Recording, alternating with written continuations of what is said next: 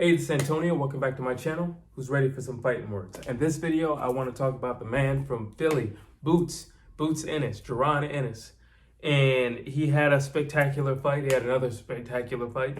It wasn't a whole lot to the fight, so I'm not really going to go into that fight because I think it lasts like, under 2 minutes or something like that. It was a simple jab, 1-2 with the overhand right.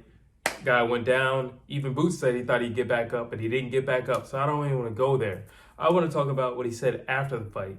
And the comment that he made was to Errol Spence, in which case he said, it's time to go fishing. In other words, which was reference to what Errol Spence said when he was talking to Terrence Crawford, saying that he was the big fish. So if it's time to go fishing, and Errol Spence was there in attendance, and they were talking back and forth. However, Errol was in the crowd.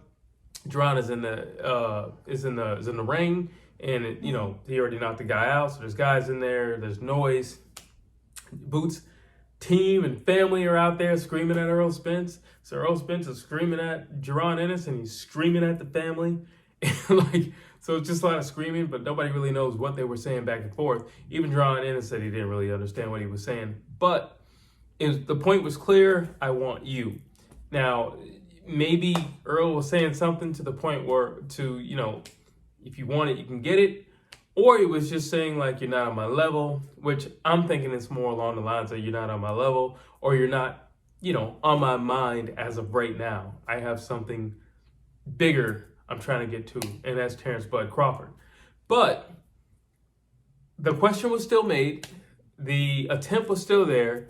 And it was a great showing. I mean, like I said, it wasn't a whole lot to the fight. He finished the guy in the first round, and he didn't even get touched.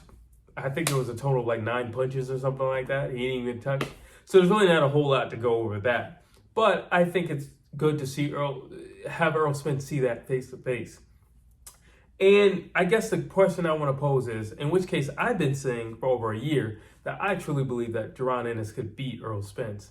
And yeah, I know a lot of people, listen, I like Errol Spence. I love Errol Spence. But the reality is I think Jaron Ennis could beat him. I think Jaron Ennis can take Errol Spence to a place mentally that he had never been to.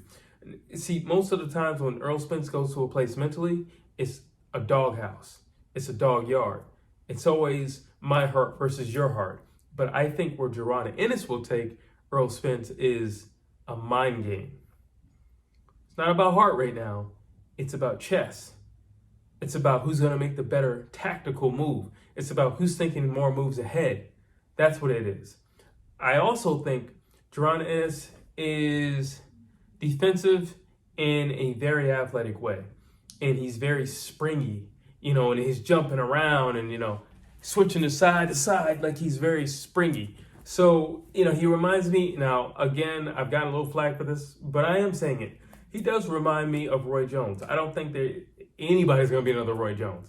Not in the next probably 100 years, there's not going to be another Roy Jones. But Bootz Ennis does remind me of Roy Jones.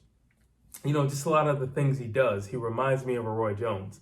And mainly when I think he's spontaneous like Roy Jones.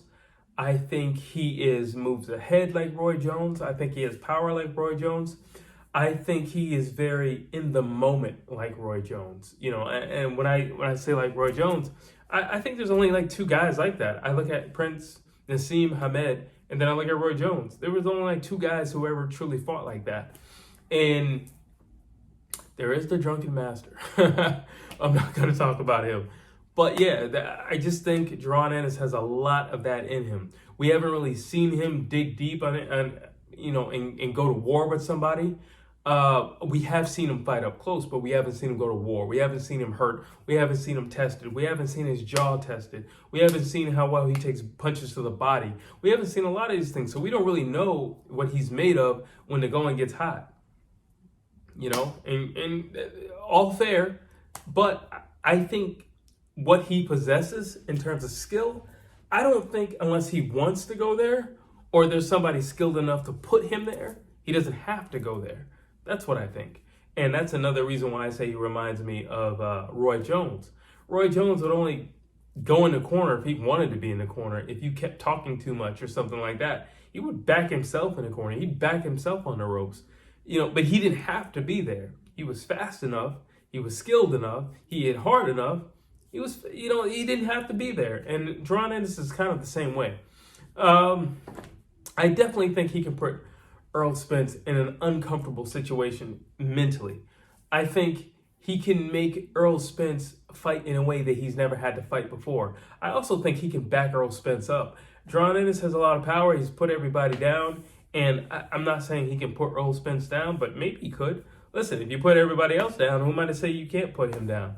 It's been a very long time since Errol Spence has man-downed anybody. But Jaron Ennis is still manning, knocking people down. Now, I know you're going to say that they're not fighting people on the same level. Okay, well, the reality is nobody wants to fight Jaron Ennis. Keith Thurman doesn't want to fight him. Danny Garcia flat out said, I will not fight him. That's not happening. You're not going to make me, his highlight reel, or you're not going to make me his stepping stone into the elite. That's not going to happen. So what do? I guess you just call out the big fish. It's funny. People call out Canelo all the time, and it's just like, hey, why are you calling out Canelo? It's like, why not call him out? I don't have a problem with fighters calling other fighters out. I truly don't have a problem with fighters calling the champ out. That's not technically, it's what you're supposed to do. They have what you want, that strap. So why not? Go after that guy. Go attack that guy. Call out that guy's name. Yeah, he might be next, but go after that guy. He's your prize. He's your vision. He's what you're looking at. He's your 5-year plan. It's not this guy right here. So I don't have a problem with that. I don't have a problem with that at all. Mike Tyson was 18 fighting Larry Holmes. You know what I'm saying? So like 19 fighting Trevor Burbank. I don't have a problem with any of these things. Look at Muhammad Ali. He was fighting Sonny Liston. He was 19, 20? He's fighting Sonny Liston. Were they on the same level? Did they fight the same level of competition? Well, no, at the time, no. But that's how you get into that level. You fight up to that level. That's how you get to that next tier. You fight up to it. And the problem with this generation is the last few generations, I'll say, maybe since the late 90s, the guys at the top don't want to let the younger guys in. So let's say, well, you're not on my level. But what they're really saying is, I don't want to deal with that. I don't want to deal with that. He's too young. He's too strong. I don't want to deal with that. And then the younger guys aren't fighting enough to be with those guys in the elite. It's like, well, he said I'm not on this level, so I guess I got to fight. No, that doesn't mean stop calling him out.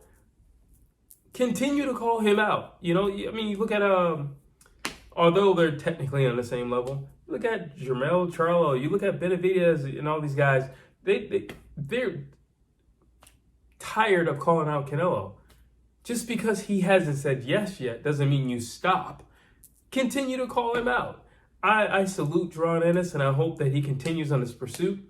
And he flat out said, listen, if you and Bud don't happen, I'm a mandatory. You got to fight me. You got to see me. In which case, we'll see what Errol Spence is really about. Are you going to vacate? Are you going to move up? If you can't get your hands on Bud, what are you going to do? But the reality is this man is here. And he possesses a lot of the same skills and attributes and abilities that you possess. But the difference is he's got some sauce on it. That's the difference. He's got some style to it. You're like the Terminator, but Errol Spence is the Terminator. He just goes forward, and he's going to attack, and throw a billion punches.